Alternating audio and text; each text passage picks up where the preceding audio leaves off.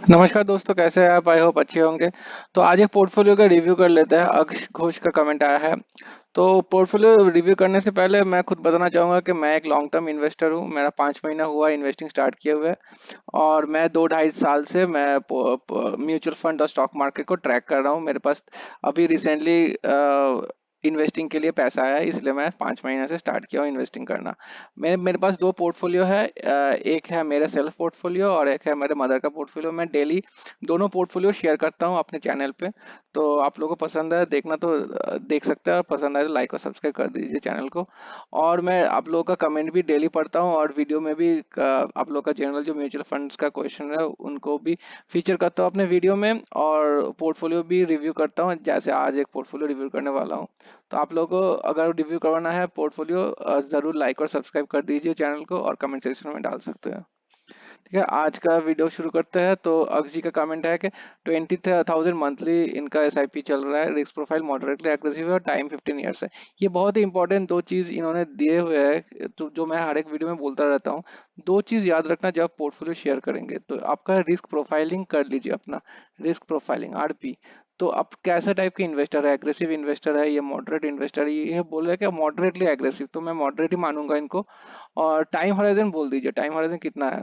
Long term बोलने से नहीं पता लगता है कि किसी के लिए लॉन्ग टाइम 1 साल है, किसी के लिए लॉन्ग टाइम 15 साल है। तो कितना कितना लॉन्ग टाइम का है आप बोल दीजिए थोड़ा, तो आसान हो जाता है। तो एसेट एलोकेशन ये बोले है 20% डेट में लगाना चाहते हैं, इक्विटी में लगाना चाहते हैं 80%। तो क्योंकि इनका 15 ईयर्स का टाइम होराइजन है, इनका ये आराम से 80 से 100% अपना इक्विटी में लगा सकते हैं, क्योंकि ये टाइम होराइजन काफी अच्छा है। ठीक है। बट क्योंकि ये डेट में लगाना चाहते हैं तो ठीक है, मैं प्रेशर नहीं करूंगा। लेकिन आइडियली इतना साल का 15 ईयर्स का हॉराइजन लेके कोई चलता है तो आराम से 100% अपना पैसा इक्विटी में डाल सकता है। तो मार्केट एलोकेशन ये लोग वही बोल रहे हैं कि large cap 40%, mid cap 15%, flexi cap 15%, small cap 30%। तो लार्ज कैप और फ्लेक्सी कैप मेजर चंक हो, फ्लेक्सी कैप का मेजर चंक जाता है लार्ज कैप स्टॉक्स में ही। ठीक है। तो आपका मोटा मोटा 40 + 15 55% आपका लार्ज कैप में चला गया। ठीक है। मेरे ख्याल से आप लार्ज कैप को हटा के फ्लेक्सी कैप रखिए अपने अपने पोर्टफोलियो में। तो देख लेते हैं कौन कौन से फंड्स है। लार्ज कैप में है ICICI blue chip, mid cap में है क्वांट मिड कैप, ईएलएसएस में क्वांट ईएलएसएस, फ्लेक्सी कैप में है पराग पाड़े फ्लेक्सी कैप, स्मॉल कैप में Nippon India small cap, small cap में है दो स्मॉल कैप इनके पास, दूसरा है एसबीआई का स्मॉल कैप।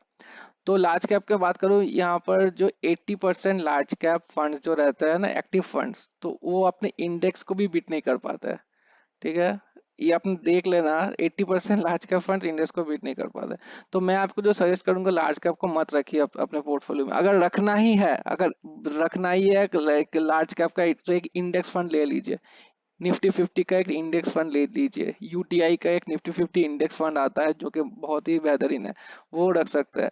ये लार्ज कैप में फालतू का एक्सपेंस रेशियो देने का मतलब नहीं बनता है, एक्सपेंस रेशियो देने का कोई मतलब नहीं बनता है। तो मिड कैप क्वांट ठीक है, सही फंड है। ईएलएसएस क्वांट ईएलएसएस सही फंड है। फ्लेक्सी कैप आपका जो मैं जो सजेस्ट कर रहा था, लार्ज कैप का एलोकेशन आप फ्लेक्सी कैप में डाल दीजिए। पराग पर एक बहुत ही अच्छा फंड है, अपने हिसाब से लार्ज मिड और स्मॉल कैप में डालते रहता है। एक सेफ फंड है, प्रूवन फंड है काफी दिनों से, 10 साल से ज्यादा, तो इसमें आप डाल सकते हैं। स्मॉल कैप निपॉन अच्छा है, एसबीआई स्मॉल कैप अच्छा है। रिसेंटली एसबीआई का अंडर परफॉर्मेंस चल रहा है, लेकिन ऑल टाइम रिटर्न्स मतलब लॉन्ग टर्म में बात करें तो ये एक बहुत ही अच्छा फंड है एसबीआई स्मॉल कैप। निपॉन का जो है अभी रिसेंटली इसका एयूएम साइज जो है बहुत ही बढ़ चुका है। It's very very high, 48 to 50 thousand crore हो गया है इसका। तो जब जब बढ़ता है एयूएम किसी स्मॉल कैप का, तो चर्निंग में दिक्कत हो जाता है फंड मैनेजर्स को। मतलब एक कंपनी से दूसरा कंपनी में जब पैसा इस मान लीजिए कंपनी ए अच्छा परफॉर्म नहीं कर रहा है, तो यहाँ से निकाल के पैसा वहां पे नेक्स्ट बी कंपनी में डालेंगे, जो कि दोनों स्मॉल कैप है।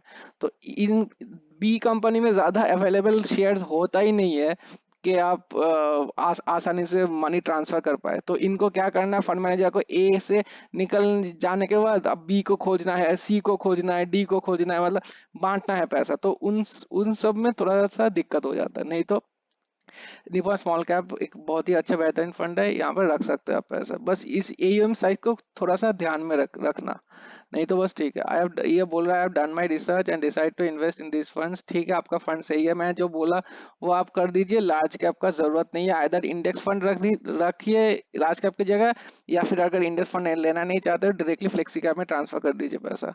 Right now I don't know where to invest in debt. Okay, debt में आप सजेशन चाहते हैं कौन सा?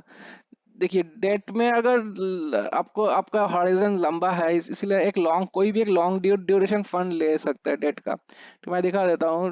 डेट में अगर मैं ग्रो में जाऊँ, स्क्रीनर में चलते हैं, यहाँ पे डेट में जाते हैं तो लॉन्ग ड्यूरेशन, यहाँ पे देखिए लॉन्ग ड्यूरेशन कोई कोई भी फंड रख सकते हैं। लॉन्ग ड्यूरेशन मतलब ये लोग अपने ऐसे ऐसे सिक्योरिटीज या गवर्नमेंट बिल्स में लगाते हैं पैसा जिनका मैच्योरिटी 5 से 7 साल तक हो, 7 साल से ज्यादा होता है। तो आप कोई भी एक फंड चूज कर सकते हैं यहाँ से। और डेट फंड चूज करने टाइम एक चीज ध्यान में रखना कि इनका जो एयूएम साइज है, जो फंड साइज है, वो अच्छा रहना चाहिए, क्योंकि लिक्विडिटी का नहीं तो दिक्कत हो जाता है। तो जिनका एयूएम साइज अच्छा है, मैं 3-4 ओपन कर लेता हूँ। ठीक है, देख लेते हैं क्या कितना एयूएम साइज है। 2000 करोड़ एयूएम साइज है, और इसका टोटल देखिए 10% से ज्यादा है।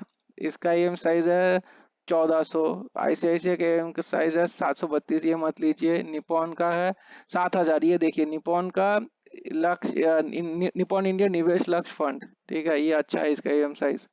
रिटर्न्स भी 9% है। आदित्य बिरला का देखिए, ये नया ही फंड है 2022 में। इसका एम साइज कम है, मत लीजिए। एक्सिस का देखिए 10.3, एम साइज 200 करोड़, मत लीजिए। तो ये आप कंसिडर कर सकते हैं, निपॉन या एचडीएफसी को कंसिडर कर सकते हैं आप। एचडीएफसी का भी ठीक है, 2000 करोड़ है। इन दोनों में से कोई भी एक चूज कर सकते हैं। वीडियो पसंद आए तो लाइक और सब्सक्राइब कर दीजिए गाइस। आपका लाइक मैटर करता है, मोटिवेट करता है, और सब्सक्राइब भी कर दीजिए चैनल को, तो अच्छा लगेगा मुझे आगे भी। और ऐसे ही वीडियोस देखने के लिए बने रहिए चैनल के साथ। और कमेंट सेक्शन में कुछ कमेंट पूछना है तो पूछ सकते हैं। Thank you so much.